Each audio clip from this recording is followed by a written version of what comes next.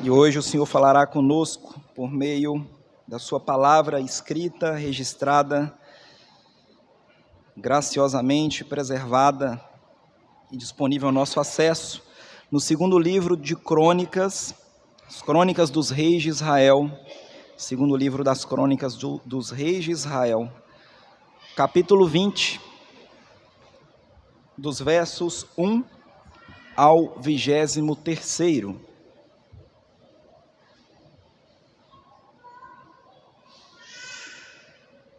Segundo livro das Crônicas, capítulo 20, versos 1 a 23. Mantenha sua Bíblia aberta, acompanhe a exposição como crentes bereanos, conferindo na palavra o que diz o Senhor. Farei a leitura e os irmãos acompanhem reverentemente. Depois disto, os filhos de Moabe e os filhos de Amon, com alguns dos meunitas, vieram a peleja contra Josafá. Então, vieram alguns que avisaram a Josafá, dizendo: grande multidão vem contra ti da além do mar e da Síria, ou Edom. Eis que já estão em Hazazon Tamar, que é em Gedi. Então Josafá teve medo e se pôs a buscar o Senhor e apregoou jejum em todo o Judá. Judá se congregou para pedir socorro ao Senhor. Também de todas as cidades de Judá veio gente para buscar ao Senhor. Pôs-se Josafá em pé na congregação de Judá e de Jerusalém, na casa do Senhor, diante do pátio novo, e disse: ah, Senhor, Deus de nossos pais, porventura não és tu Deus nos céus? Não és tu que dominas sobre todos os reinos dos povos? Na tua mão está a força e o poder, e não há quem te possa resistir. Porventura, ó nosso Deus, não lançaste fora os moradores desta terra de diante do teu povo de Israel, e não a deste para sempre a posteridade de Abraão, teu amigo? Habitaram nela, e nela edificaram um santuário ao teu nome, dizendo: se algum mal nos sobrevier, espada por castigo, peste ou fome, nós nos apresentaremos diante desta casa e diante de ti, pois o teu nome está nesta casa, e clamaremos a ti na nossa angústia, e tu nos ouvirás e livrarás. Agora, pois, eis que os filhos de Amon e de Moabe, e os do monte Seir, cujas terras não permitiste a Israel invadir quando vinham da terra do Egito, mas deles se desviaram e não os destruíram, eis que nos dão o pago, vindo para lançar-nos fora da tua possessão, que nos deste em herança. Ah, nosso Deus, acaso não executarás tu o teu julgamento contra eles? Porque em nós não há força para resistirmos a essa grande multidão que vem contra nós, e não sabemos nós o que fazer. Porém, os nossos olhos estão postos em ti. Todo Judá estava em pé diante do Senhor, como também as suas crianças, as suas mulheres e os seus filhos. Então veio o Espírito do Senhor no meio da congregação sobre Jaaziel, filho de Zacarias, filho de Benaia, filho de Jeiel, filho de Matanias, levita dos filhos de Asaf, e disse: dai ouvidos, todo Judá, e vós, moradores de Jerusalém, e tu, ó rei Josafá, ao que vos diz o Senhor: não temais, nem vos assusteis por causa desta grande multidão, pois a peleja não é vossa, mas de Deus. Amanhã descereis contra eles. Eis que sobem pela ladeira de Ziz, encontrá-los eis no fim do vale, defronte do deserto de Jeruel. Neste encontro não tereis de pelejar. Tomai posição, ficai parados e vede o salvamento que o Senhor vos dará, ó Judá e Jerusalém. Não temais, nem vos assusteis. Amanhã saí-lhes ao encontro, porque o Senhor é convosco. Então Josafá se prostrou com o rosto em terra, e todo o Judá e os moradores de Jerusalém também se prostraram perante o Senhor e o adoraram. Dispuseram-se os levitas dos filhos dos coatitas e dos coreitas para louvarem o Senhor, Deus de Israel, em alta voz sobremaneira. Pela manhã cedo se levantaram e saíram ao deserto de Tecoa. Ao saírem eles, pôs-se Josafá em pé e disse: ouvi-me, ó Judá, e vós, moradores de Jerusalém, crede no Senhor vosso Deus e estareis seguros. Crede nos seus profetas e prosperareis. Aconselhou-se com o povo e ordenou cantores para o Senhor, que vestidos de ornamentos sagrados e marchando à frente do exército, louvassem a Deus, dizendo: rendei graças ao Senhor, porque a sua misericórdia dura para sempre. Tendo eles começado a cantar e a dar louvores, pôs o Senhor emboscadas contra os filhos de Amon e de Moabe e os do monte Seir, que vieram contra Judá, e foram desbaratados, porque os filhos de Amon e de Moabe se levantaram contra os moradores do monte Seir para os destruir e exterminar, e tendo eles dado cabo dos moradores de Seir, ajudaram uns aos outros a destruir-se. Oremos, irmãos, mais uma vez. Deus Santo, o teu livro está aberto, a tua palavra foi lida, e suplico a ti neste instante, que com poder e graça fale aos nossos corações, apesar da incapacidade do pregador, que o Senhor possa fazer com que o teu Espírito aplique aos nossos corações a tua santa palavra nesta noite, e dissipe todos os nossos temores e todos os nossos medos. Esta é a oração que fazemos no nome de Cristo, o Senhor dos Exércitos. Amém. Irmãos queridos, Francis Bacon, ele diz uma frase muito interessante: há limite para a dor, mas não há limite para o medo. Vou repetir: há limite para a dor, mas não há limite para o medo. O medo, ele é alimentado pela ignorância. Se você sabe muito pouco sobre cobras, entrará em pânico quando vir uma cobra verde deslizando pelo jardim.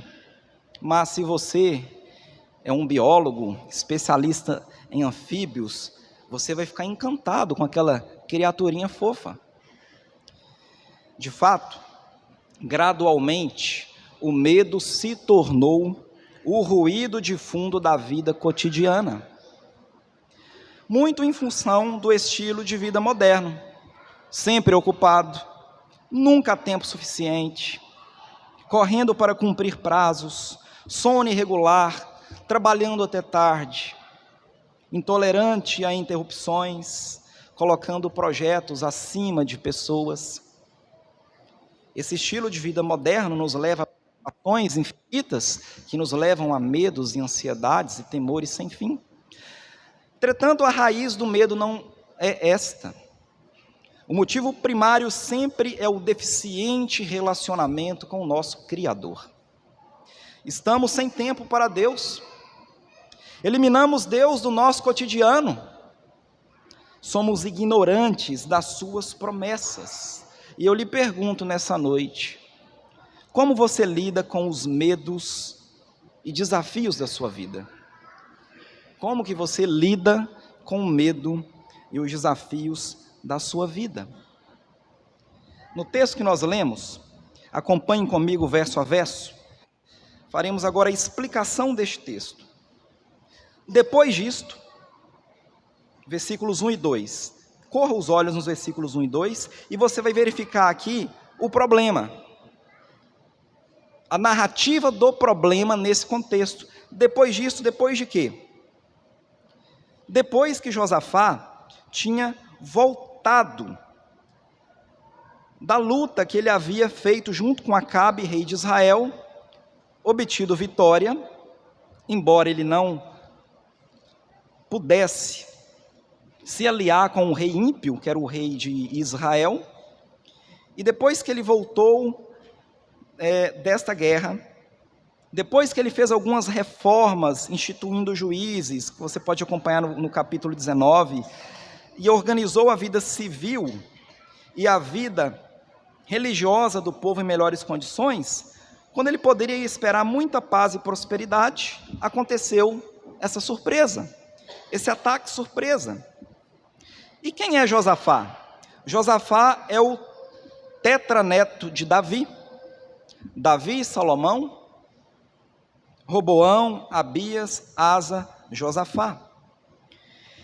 E essa narrativa dos dois livros de crônicas, a tradição judaica, ela entende como tendo sido escrita por Esdras após o retorno do povo de Deus do cativeiro babilônico, com o objetivo de fazer aquele povo relembrar a sua identidade, relembrar a sua missão, relembrar o seu propósito de vida. E agora, nesse texto que nós estamos lendo, é relembrado aquele povo esse ataque que Josafá, rei de Judá, recebe de Moabe e Amon. Quem era Moabe e Amon? Contexto histórico, a descendência do relacionamento incestuoso das duas filhas de Ló com o próprio pai. Um povo que sempre trouxe problemas à nação de Israel. Então, esse povo chega a Hazazon Tamar, que está aqui no final do versículo 2, que é a cidade chamada de Ejeidi, onde Davi certa vez se escondeu numa caverna, cidade muito presente na história do rei Saul, que fica às margens do Mar Morto. E esse povo estava ali, aproximadamente 40 quilômetros de Jerusalém, e chega a notícia então para Josafá. Quando tudo estava muito bem, chega essa notícia desastrosa. Nações inimigas reunidas, grande multidão para atacar de surpresa Judá, a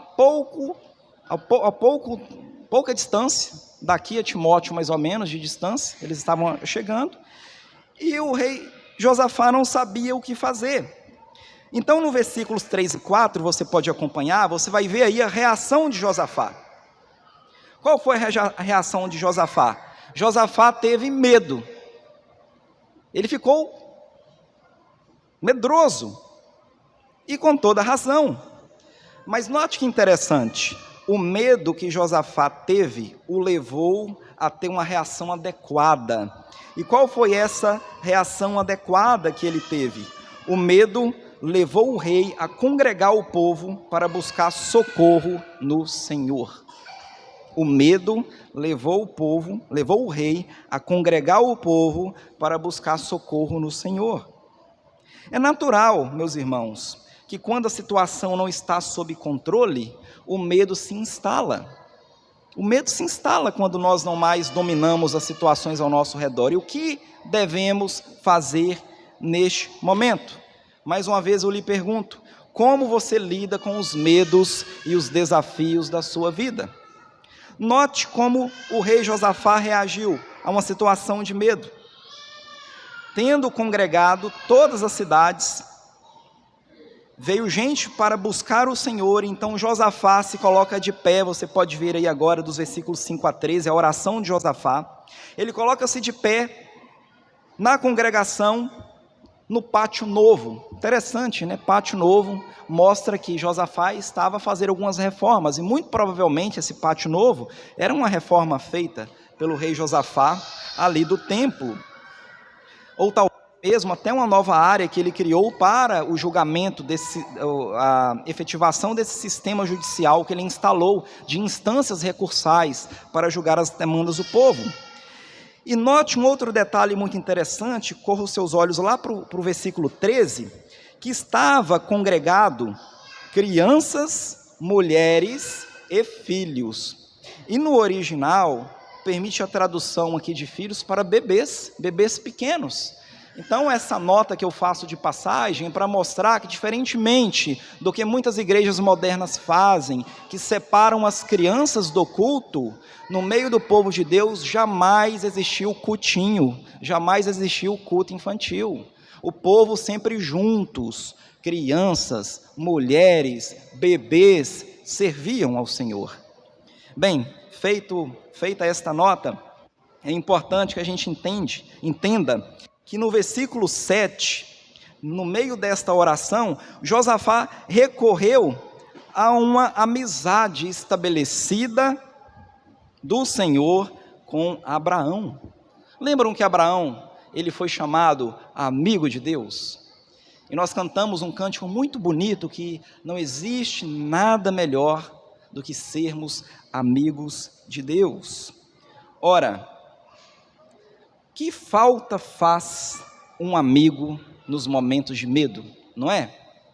Às vezes a gente está num lugar escuro, a gente tem medos mais simples, medos de atravessar uma pequena floresta, mas se tem um amigo do lado, a gente se encoraja e a gente vai.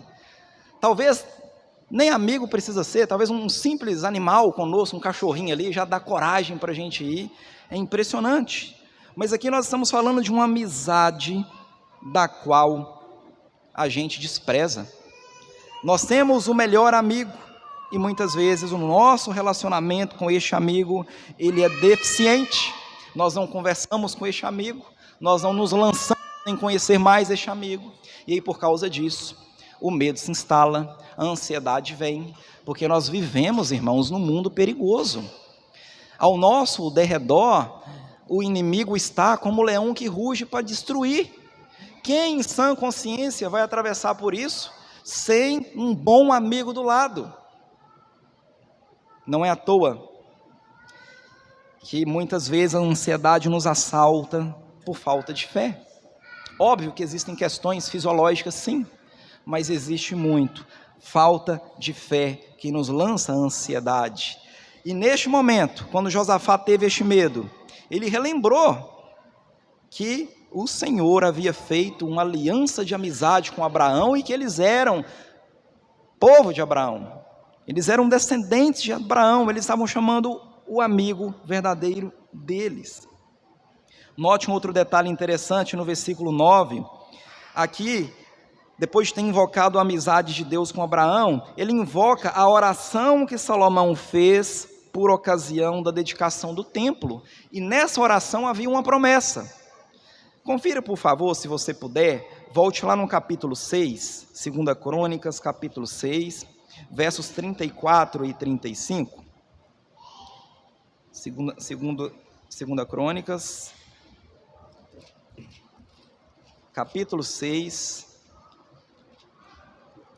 versos 34 e 35. Aqueles que puderem, leiam comigo, por favor.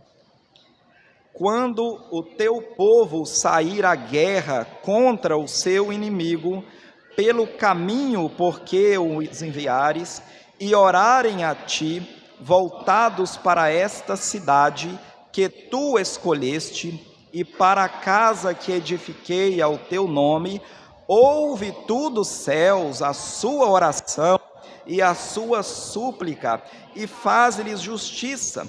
Então no versículo 9 ele diz assim, volte agora para o capítulo 20, e veja o versículo 9, se algum mal nos sobrevier, espada por castigo, peste ou fome, nós nos apresentaremos diante desta casa e diante de ti, pois o teu nome está nesta casa. E aqui, no final deste versículo, ele lembra uma oração feita por Asaf, que o Asaf, representante dos levitas, deixou registrado no Salmo 50:15, uma maravilhosa oração que diz assim: invoca-me no dia da angústia, eu te livrarei e tu me glorificarás. Você pode repetir comigo? Invoca-me no dia da angústia, eu te livrarei e tu me glorificarás. E está escrito assim no final do versículo 9 aqui, e clamaremos a ti na nossa angústia, e tu nos ouvirás e livrarás. Veja agora lá no versículo 12, Josafá faz um diagnóstico preciso, que é o nosso diagnóstico diante das lutas.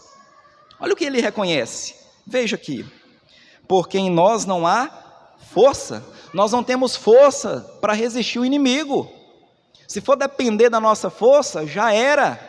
Nós somos fracos. Maldito o homem que confia no braço carnal. A nossa força de nada vale. Nós não temos força para resistirmos a essa grande multidão que vem contra nós. Primeiro diagnóstico, falta-nos força. Quantos de nós estamos enfraquecidos? Quantos de nós estamos desanimados aqui nesta noite? Falta-nos força.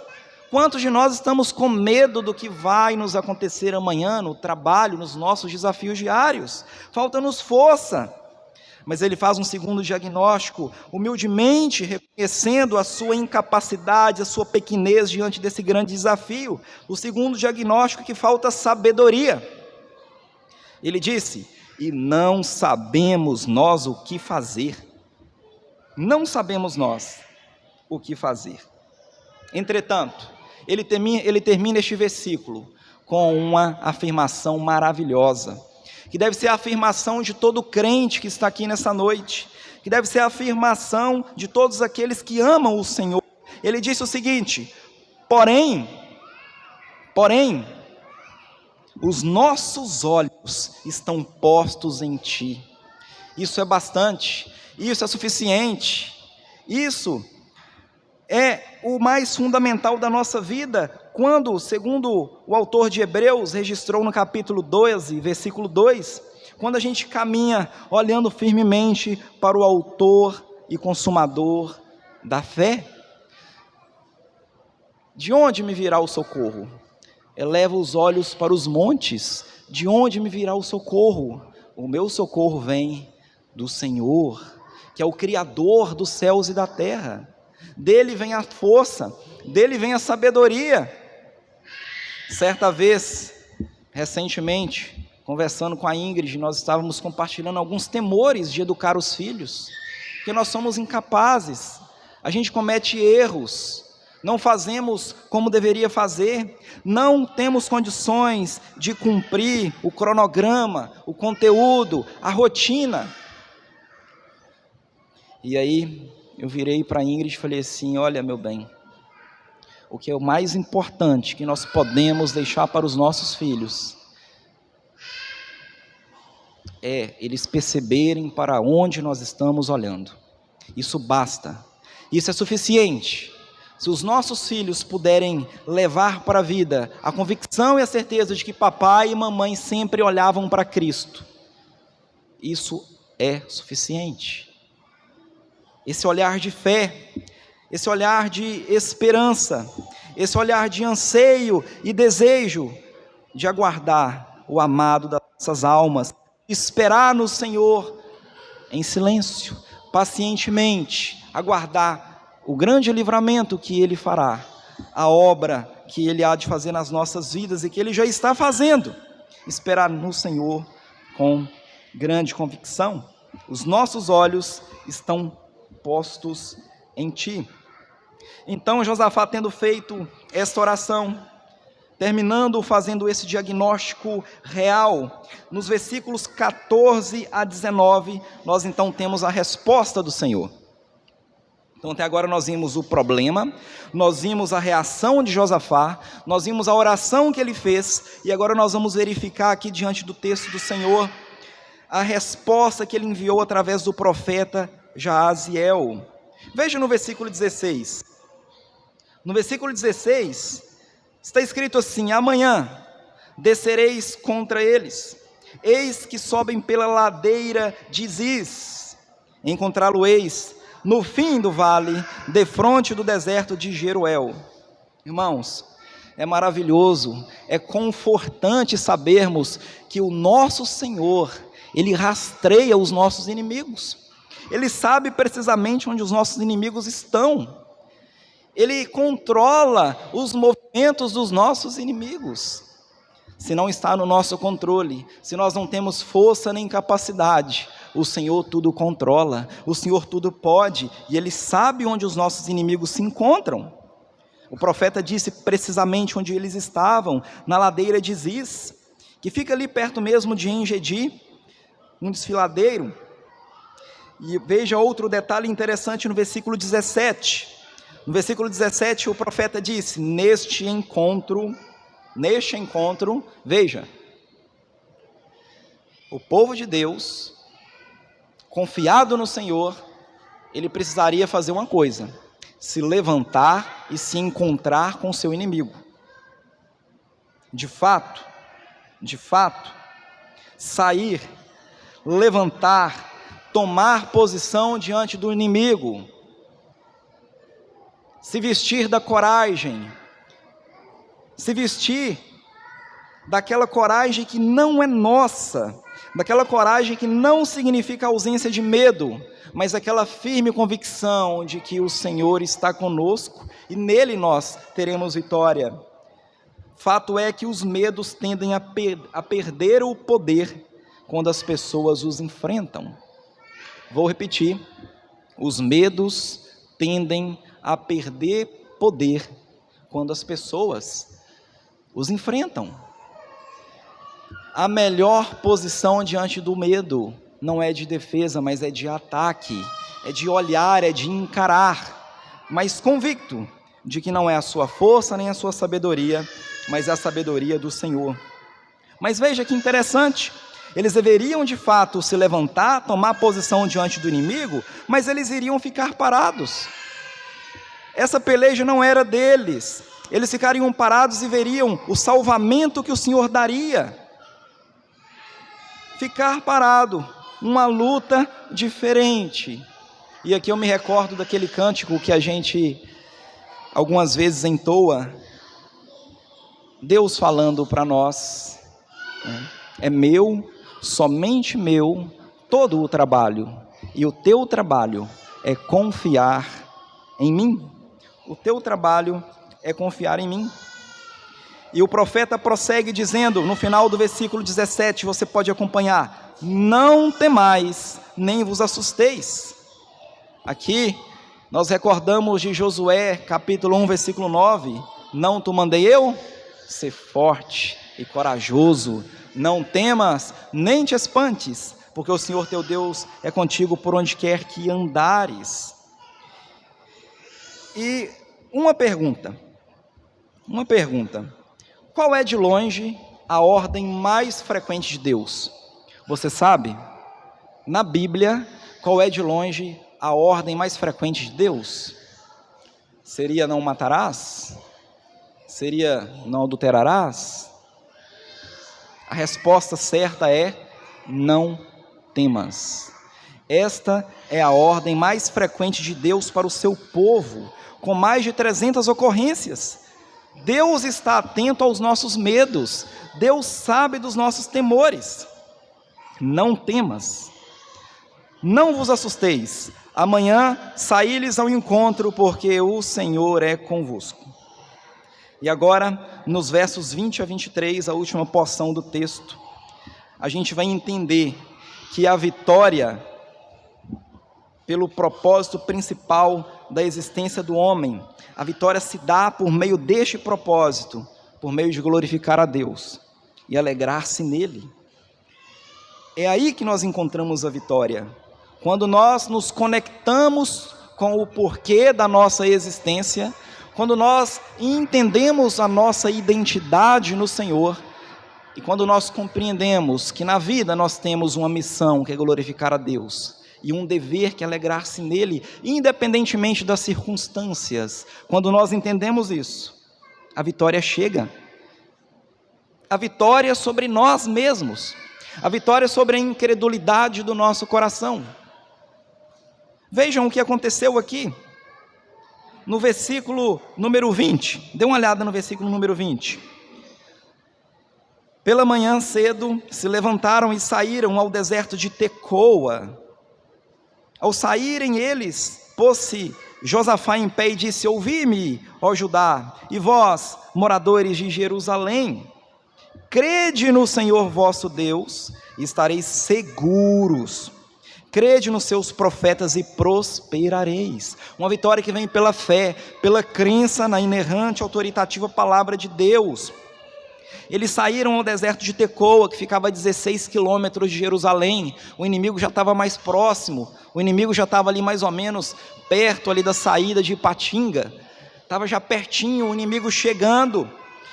E Deus trabalhando o seu povo para enfrentar aquele inimigo com as armas da fé. E veja, deserto, um lugar icônico na palavra do Senhor, porque no deserto é o lugar onde Deus encontra seu povo, é o lugar onde Satanás ataca,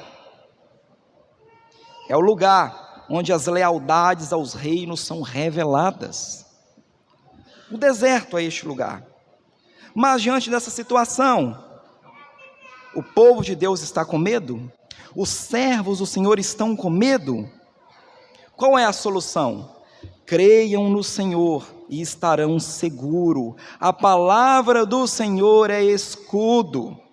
Está escrito no final do versículo 20. Crede nos seus profetas e prosperareis nesta batalha. Dá uma olhadinha agora, uma corrida de olhos no versículo número 21, e note que detalhe maravilhoso. Os ornamentos sagrados, ao invés de roupas de guerra, ornamento espiritual para vencer uma batalha física. Então no versículo 21, o rei aconselhou o povo, os cantores, a se vestirem ali das vestes ritualísticas que eles usavam no templo para cantar, para adorar a Deus, os levitas, e eles iriam marchar à frente do exército. Resta-nos somente então render graças ao Senhor, porque a sua misericórdia é para sempre. Eles ainda não tinham iniciado a batalha, eles ainda não tinham obtido a vitória, mas eles já iniciaram cantando a vitória. Nós não precisamos esperar a vitória acontecer para que cantemos. Nós não precisamos esperar acontecer alguma coisa para que nos alegremos. Não! Nós podemos antecipar a vitória, que é certa em Cristo para nós. E por isso nós já podemos cantar hoje, a partir de agora. Nós já podemos antecipar para hoje aquela alegria que já está prometida amanhã. E já podemos ser alegres e bem-aventurados hoje. Porque o Senhor é a nossa força. Porque a misericórdia do Senhor dura para sempre. E no versículo 22, tendo eles começado a cantar e a dar louvores, pôs o Senhor emboscada contra os filhos de Amon e de Moabe e os do monte Seir, que vieram contra Judá e foram desbaratados. Quando eles começaram a cantar, a sinfonia do povo de Deus causou uma cacofonia nos inimigos, uma grande confusão, que eles não se entenderam, um começou a matar o outro, e no final todo mundo se matou. Veja que interessante, o Senhor desvia as armas que vinham contra o seu povo, para atingir aqueles que atacariam o povo do Senhor. E no versículo 27, quero que os irmãos acompanhem comigo, ficou fora do texto que lemos, mas note um detalhe muito interessante, para a gente finalizar na explicação deste texto. Então voltaram todos os homens de Judá e de Jerusalém, e Josafá à frente deles, e tornaram para Jerusalém com alegria, porque o Senhor os alegrara com a vitória sobre os inimigos. Uma alegria antecipada, que se materializou com a vitória concretizada. Nós podemos nos alegrar antes, e nos alegraremos muito mais depois. E aqui há um paradoxo. Há um paradoxo entre aqueles que sofrem por antecipação, ou um paralelo, melhor dizendo, e aqueles que se alegram por antecipação.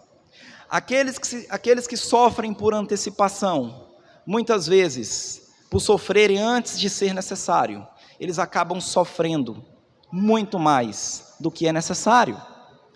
Mas nós podemos escolher a outra opção, que é nos alegrarmos antes, e assim nós nos alegraremos muito mais. O povo de Deus é um povo chamado a alegrar-se no Senhor. Alegrai-vos no Senhor, outra vez vos digo, alegrai-vos no Senhor. O povo de Deus é um povo que deve cantar pela vida enquanto caminha. O povo de Deus deve fazer tudo com louvor, que nasce de um coração grato e confiante no Deus que é rochedo, no Deus que é inabalável, num Deus que não é pego de surpresa. Nós podemos ser pegos de surpresa, mas o nosso Deus, que controla tudo, que mapeia, que rastreia os movimentos que acontecem, Ele não é pego de surpresa. O nosso Deus, Ele é maravilhoso, e ficamos aqui com esse desafio de nos alegrarmos sempre no Senhor. O que podemos então aprender com este texto? Nós temos algumas aplicações para as nossas vidas. E a primeira aplicação, o que podemos aprender sobre Deus neste texto? Em primeiro lugar, quanto mais conhecemos a Deus, menos medo temos. O amor a Deus lança fora todo o medo. Em segundo lugar, nós devemos permitir que o medo nos direcione para o conhecimento de Deus e permitir que o Espírito de Deus, por meio das Escrituras, nos ensine o conhecimento de Deus. Lembram que eu falei no início? Que o medo está associado à ignorância. Quando eu não entendo de cobra, eu fico com medo de cobra. Mas se eu sou um especialista em cobras, eu brinco com elas. Quando nós conhecemos o Deus que servimos, não há o que temer. Quando nós tememos o Deus Criador do universo, nós não precisamos temer homem nenhum nessa terra. Terceira aplicação, em relação ao que podemos aprender sobre Deus neste texto. Reconhecer o diagnóstico não leva automaticamente à cura. Você pode ir num psicólogo, o psicólogo te ajudar a fazer um diagnóstico das origens do seu medo, mas isso não significa que você terá cura automática. Você pode inclusive confessar isso, e ainda assim a preocupação se infiltrará, até mesmo durante a sua confissão.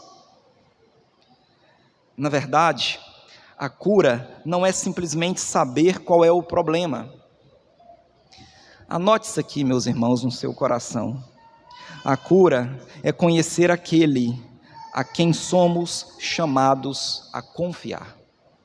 Aqui está a cura dos nossos medos. Conhecer aquele a quem somos chamados a confiar. Como conheceremos o Senhor se não houver pregação fiel da sua palavra nos púlpitos das igrejas?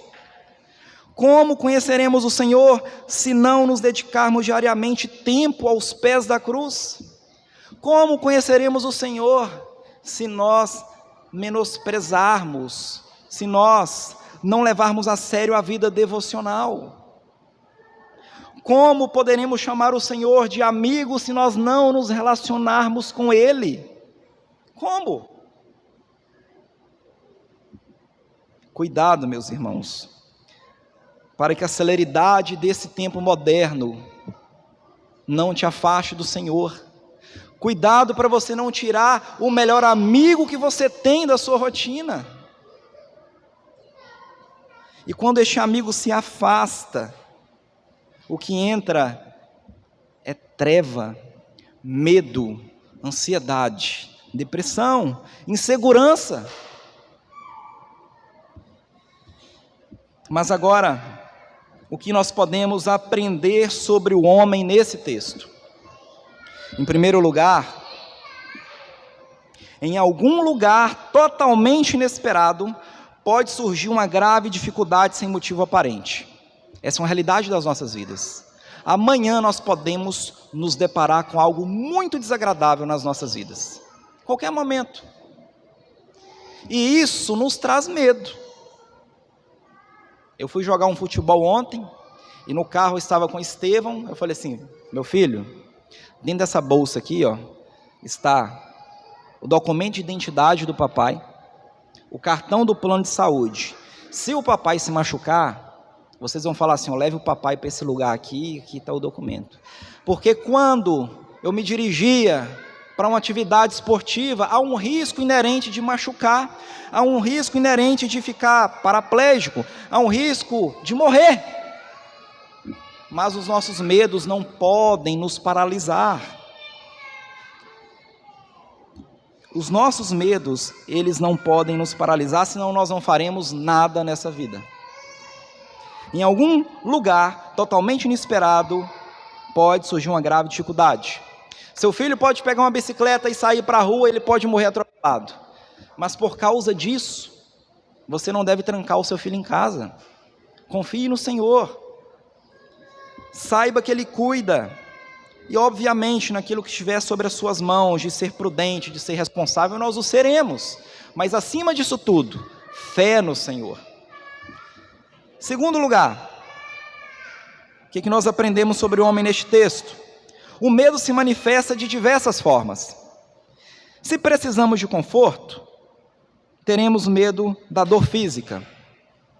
Se precisamos de aprovação dos outros, teremos medo de ser criticados.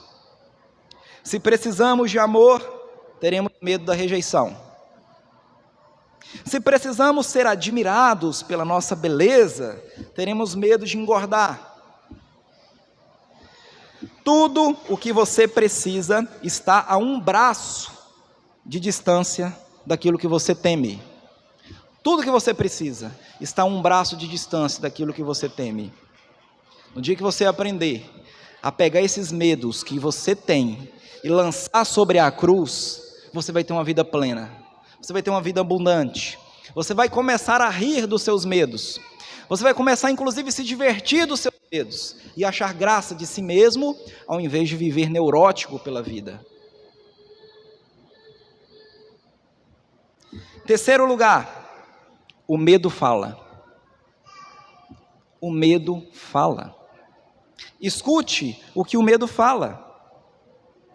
O medo é uma porta para a realidade espiritual. O medo, ele mostra que nunca estamos no controle de tudo. Nós sempre teremos medo. O medo, ele sugere que a humanidade autêntica nunca foi destinada a ser autônoma e autossuficiente.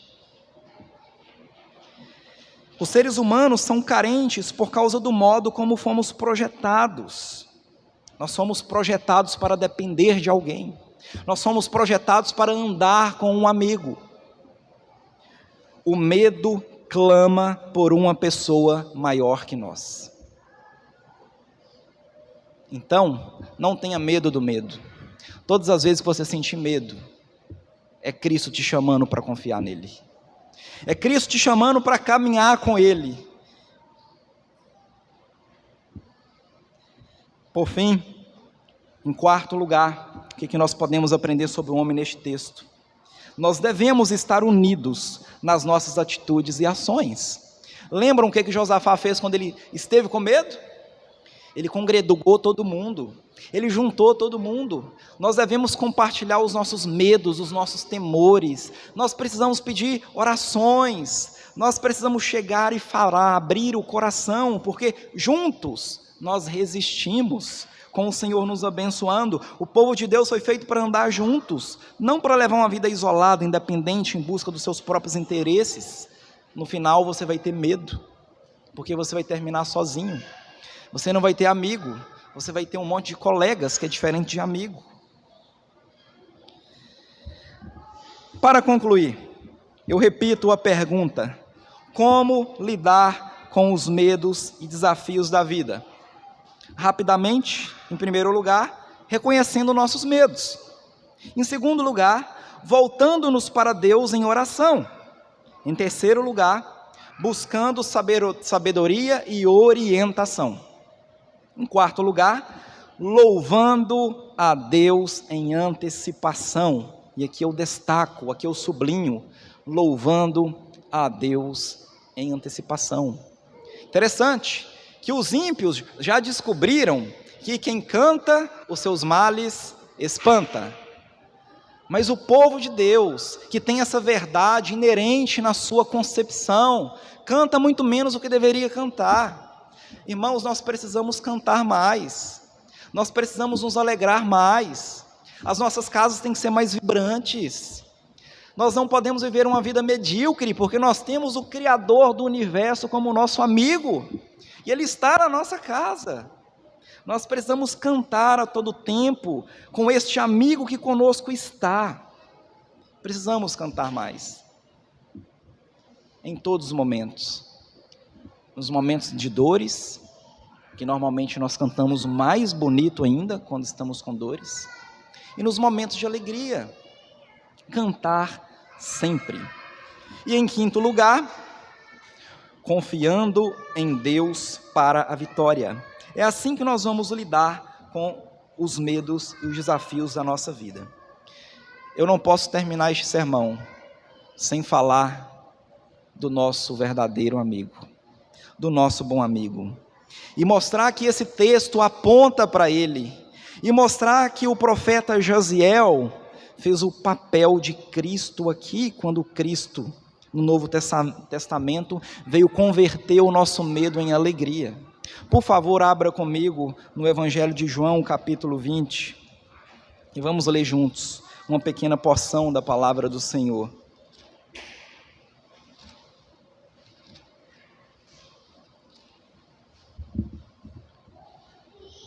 João, capítulo 20, apenas 2 versículos, os versos 19 e 20.